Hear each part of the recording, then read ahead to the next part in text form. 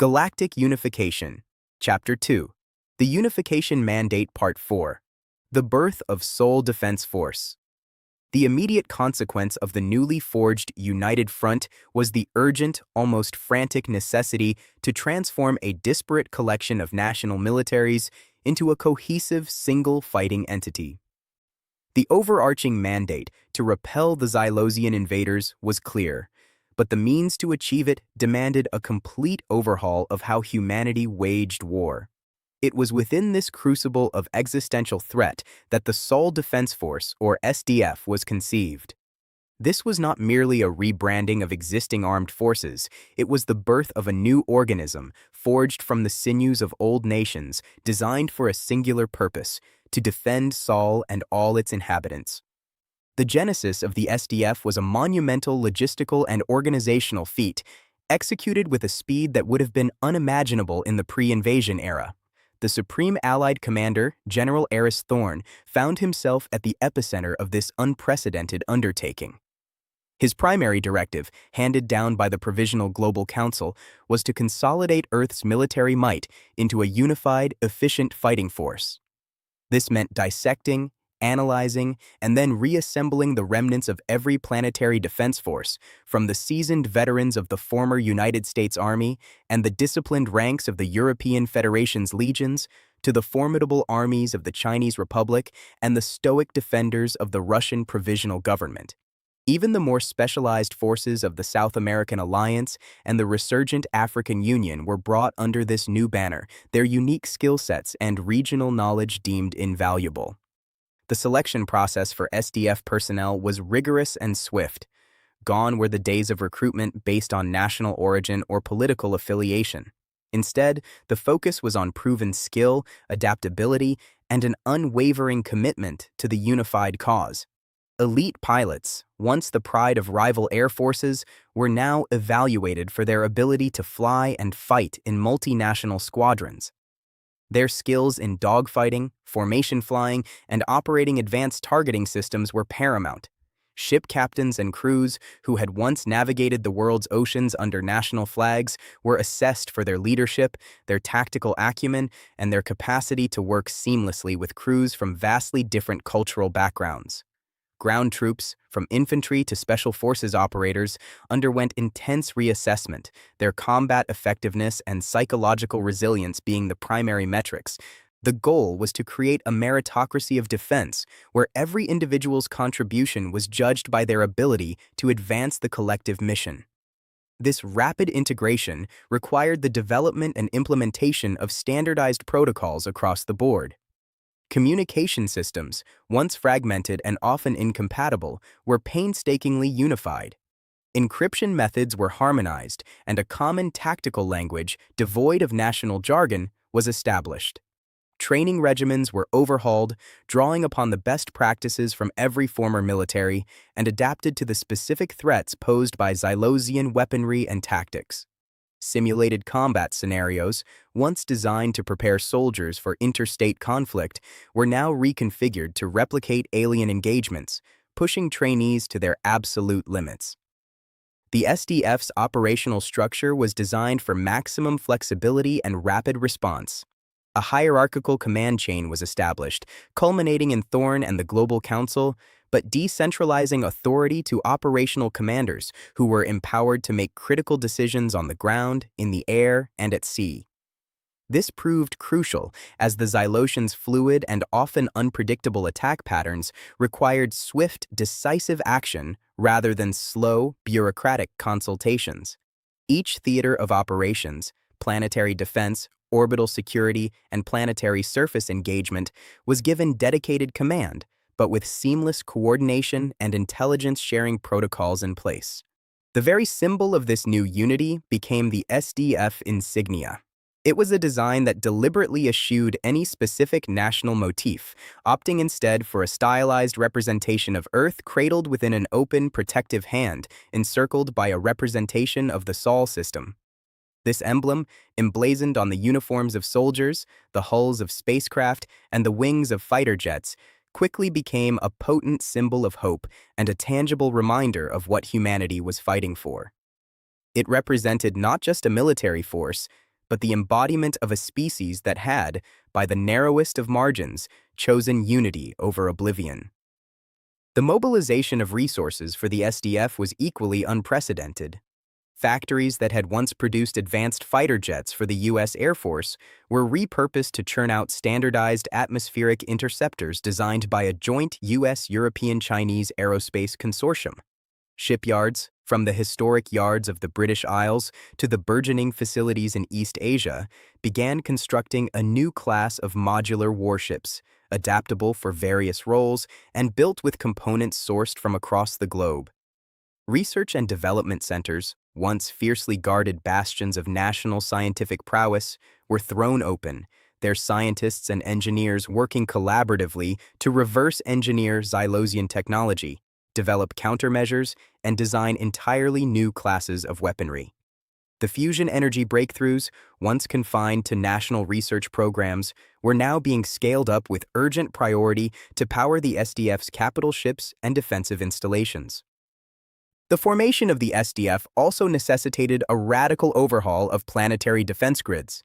Existing national radar networks, early warning systems, and missile defense platforms were integrated into a single, interconnected planetary shield. Sensor data from every satellite, every surface-based radar, and even civilian sensor arrays that could be salvaged and repurposed was fed into a central command and control system.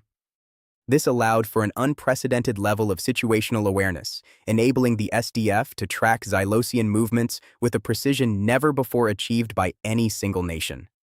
It was a mosaic of technology, assembled with the desperate urgency of survival, forming a digital tapestry that stretched across the globe, its sole purpose to detect and neutralize threats. The recruitment and training of specialized SDF units were particularly noteworthy. Elite Special Forces operatives from various nations were brought together to form multinational rapid response teams.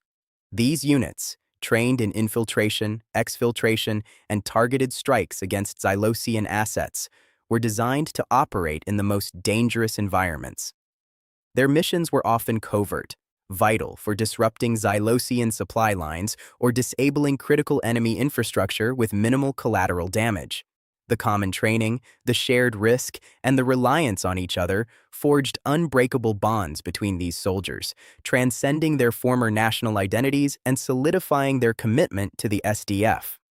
Similarly, the SDF's nascent Space Command was a blend of former naval aviators, specialized astronaut corps, and engineers who had previously worked on national space programs.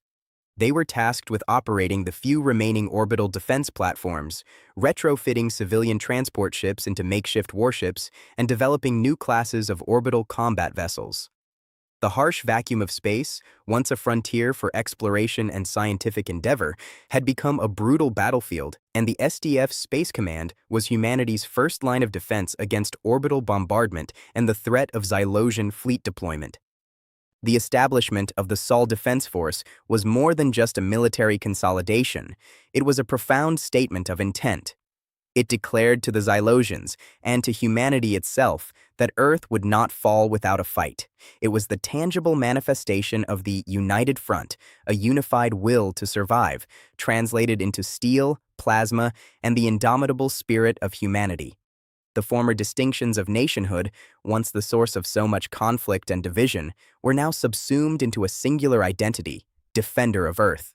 Every soldier, every pilot, every sailor, and every scientist who joined the SDF was now a part of something larger than themselves, a cog in a planetary machine designed for one purpose, to push back the darkness and reclaim their future. The SDF was not just an army, it was the living testament to humanity's most desperate and perhaps most profound act of self-preservation.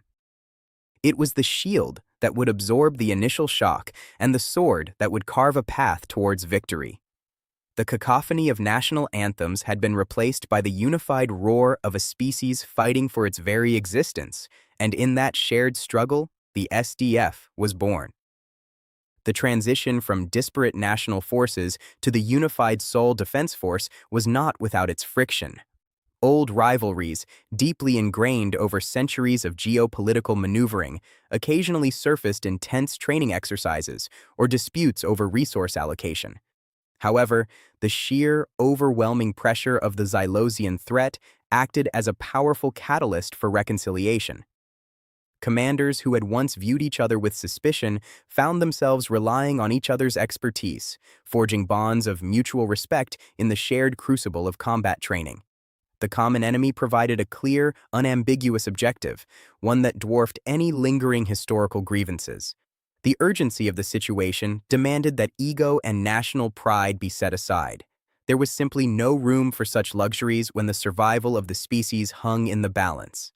General Thorne, in his capacity as Supreme Allied Commander, played a crucial role in mediating these inevitable tensions. He understood that the SDF's effectiveness depended not just on its technological superiority or its numerical strength, but on the cohesion of its human element. He fostered an environment of open communication, encouraging commanders to voice concerns and offer solutions, while always reinforcing the paramount importance of the unified mission. He personally championed initiatives that promoted cross-cultural understanding and team building, recognizing that a united force was not just about standardized protocols, but about genuine camaraderie and trust among its members. The SDF's Intelligence Division, a critical component of the new command structure, was formed by merging the clandestine operations branches of numerous intelligence agencies. This unified entity, working under the codename Project Chimera, was tasked with gleaning every possible scrap of information about the Xylosians. Their work involved the painstaking analysis of captured alien technology, the decryption of intercepted communications, and the coordination of planetary reconnaissance missions. The diverse skill sets within Project Chimera, from human intelligence specialists with decades of experience in espionage to xenolinguists and exobiologists, proved invaluable in building a comprehensive understanding of the enemy. The development of new weaponry and defensive technologies was another area where the SDF's unified approach yielded rapid advancements. Scientists, freed from the constraints of national budgets and political agendas, collaborated with unprecedented fervor. Fusion-powered artillery, plasma containment fields, and advanced kinetic strike projectiles were no longer theoretical concepts confined to research labs. They were being prototyped, tested, and rapidly deployed. The SDF's research and development arm, known as the Forge, became a beacon of innovation, constantly pushing the boundaries of human ingenuity in a desperate race against time. One of the most visible symbols of the SDF's unified might was the construction of the orbital defense platforms. These were not merely upgraded versions of existing national space stations, but massive, purpose-built installations designed for planetary defense. They bristled with advanced weaponry, from long-range railguns capable of engaging enemy spacecraft at extreme distances to powerful energy projectors designed to neutralize incoming missile salvos. Their construction was a gargantuan undertaking, requiring the coordinated efforts of thousands of workers, engineers, and technicians from across the globe, all operating in the hazardous environment of space. The successful deployment of these platforms marked a significant turning point, providing a vital shield against Xylosian orbital dominance. Beyond the hardware, the SDF also focused on the psychological fortitude of its personnel. The invasion had been a deeply traumatic event for humanity, and the SDF recognized the importance of mental resilience. Dedicated psychological support units were established, providing counseling and therapeutic services to soldiers, airmen, and sailors who had witnessed unimaginable horrors.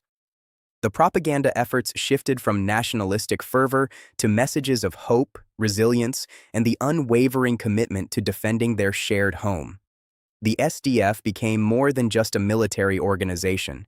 It became a symbol of humanity's refusal to surrender, a beacon of defiance in the face of overwhelming odds. The unification of Earth's armed forces under the SDF banner was not merely an act of necessity, it was a transformative event. It demonstrated humanity's capacity to overcome deep-seated divisions when confronted by an existential threat. The Sol Defense Force was the physical manifestation of this newfound unity, a powerful, integrated military machine forged from the combined might of a species that had finally, irrevocably, come together. It was a testament to the fact that when humanity stood as one, it was a force to be reckoned with, capable of achieving the impossible.